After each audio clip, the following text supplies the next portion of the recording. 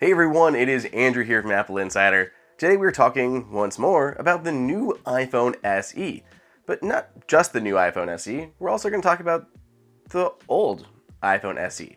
Yes, even just for fun or for information, we are going to be tackling both the previous generation iPhone SE and comparing it to the brand new iPhone SE and see what you guys think, see how far Apple has come in their entry-level phones from 2016 to 2020. So let's just go ahead and dive right into it. The iPhone SE versus the iPhone SE.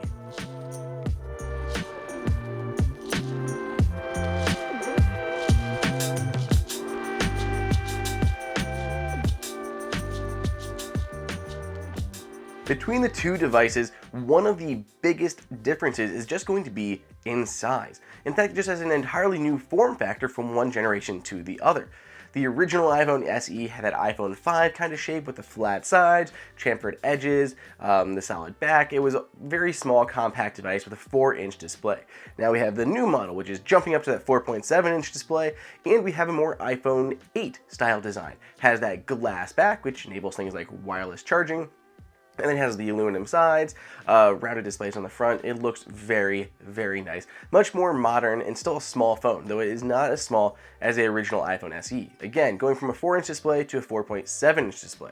Some people, that is good, because it is still a very small, compact phone, but you're getting a lot more screen real estate.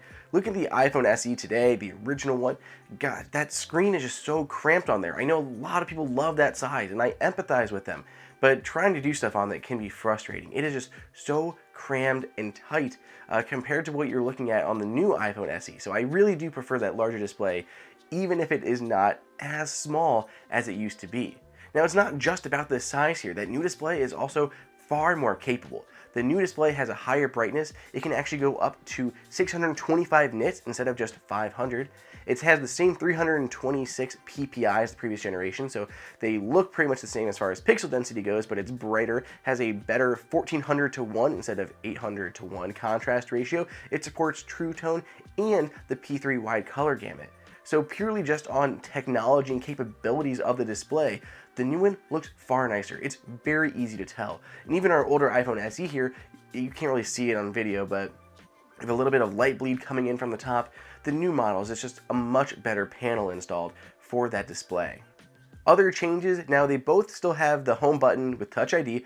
A lot of people do prefer Touch ID over Face ID. More people prefer Face ID, but there are people who still like Touch ID, and that is still sticking around. But there is a difference in the home buttons. So the original one still uses that actual physical home button, actually depresses down, where the new one is using that kind of haptic feedback to replicate a click. And honestly, the new one feels far nicer. And that other one feels like it's definitely going to fail over time versus just that solid state home button. One of the benefits of the older model is it retains that headphone jack. So there is a headphone jack on the original iPhone SE, whereas the new one drops that, obviously in favor of that iPhone 8 style design. We also want to talk hugely about the cameras on this guy. Now, if you just kind of looked at the raw specs, just quick overview, you'd see a 12 megapixel camera and a 12 megapixel camera. But that is not the whole picture. If you dig into the details, you're going to see how much better the new cameras are. So it supports things like portrait mode, which is amazing. There's only one camera on the back of the iPhone SE 2020, and yet it can capture portrait mode images, and they look fantastic. So that is one huge difference there. You also have differences in HDR, so it has smart HDR, has a larger dynamic range for videos, has a new higher quality sensor inside of there. You were getting a 6-element lens instead of a 5-element lens. We have a wider, faster aperture that's going to let more light in, going from an f2.2 to an f1.8.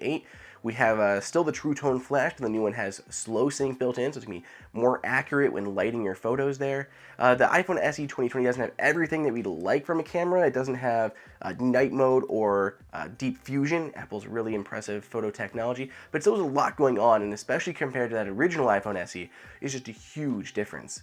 Video-wise, the new one can shoot 4K video at 60 frames per second instead of just 4K at 30 frames per second, and the upgraded iPhone SE can handle slow motion video at 1080p at 240 frames per second. Previous iPhone SE could do 240, but only at 720p. If we flip things around and take a look at the front-facing camera, we're going from a 1.2 megapixel sensor all the way up to a 7 megapixel sensor. Obviously, it doesn't have the true depth camera system that the Face ID enabled iPhones have, which is an even better camera on there. But even with just the one camera, we still get portrait mode for our selfies, great higher resolution all around, and it can shoot higher quality video going from 720p up to 1080p at that 30 frames per second. So a lot better capabilities. On the front-facing camera, huge changes on that back-facing cameras. There's not as much camera tech as the bigger ones, but simply going from the SE to the SE 2020, you're going to get a huge difference in the quality of those photos and, of course, those videos. Other changes that the new iPhone SE brings along, we have haptic feedback, haptic touch. So it's kind of replicating 3D touch on here, but we obviously don't have 3D touch anymore. So it's haptic touch. You can long press on icons, so it'll give you that haptic feedback when you're actually getting into the contextual menus or previewing links, all of that. Really cool feature there. We have dual SIM support on the new iPhone SE. We have IP67 water resistance, so there's going to be a much more durable phone in that regard. And because you do have that glass back, it's going to enable wireless charging. So you can charge this thing over Lightning or through any wireless charger. With the metal back of the previous gen, you're not going to get any wireless charging there. So there are quite a few changes going from that iPhone SE 16 to the iPhone SE 20. A lot of the tech in the upgraded iPhone SE is powered by the A13 Bionic processor. Apple did not skimp here in any regard. This is the same processor Apple includes in all of its other iPhones that it launched in 2019, including its Pro model. So this is Apple's fastest iPhone chip yet. They baked in to their lowest entry-level cost iPhone. So it's incredible to see that here. We do see that there's a huge performance boost over the A9 processor found in the original iPhone SE, and it should, because it's a 4-year gap in terms of releases. So you're going to get ridiculously more performance on here, and not just now, not just comparing the two, but you're going to have performance going into the future. Because this is their highest end chipset, you're going to get great performance now and for the next several years.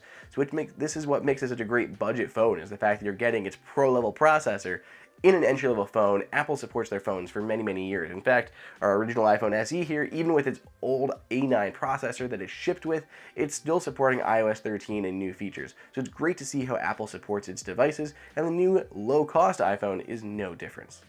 So that pretty much sums it up. Those are the huge differences, and mind you, there are a lot of differences. There's more stuff here that we didn't quite touch on, but the biggest differences we've absolutely covered. And I'd love to hear what you think, even if you're not an iPhone SE fan. What do you think of Apple's changes from the 2016 to the 2020? Is there anything you would like to see, or maybe that Apple included extra? Let us know down below in the comments, or better yet, reach me on Twitter at Andrew_OSU, and we can talk about this. Otherwise, if you want to grab an iPhone SE for yourself, check the links down below in that description. Apple Insider price guides updated daily, and the absolute best way to save some money on all your Apple gear. Hey everyone, did you guys like that video? Be sure to click on that like button so we can create content that we know that you guys want to see. And follow Apple Insider on all social media channels. If you want the best prices on any Apple gear, check out the Apple Insider price guide that is updated daily. And until next time, we'll see you later.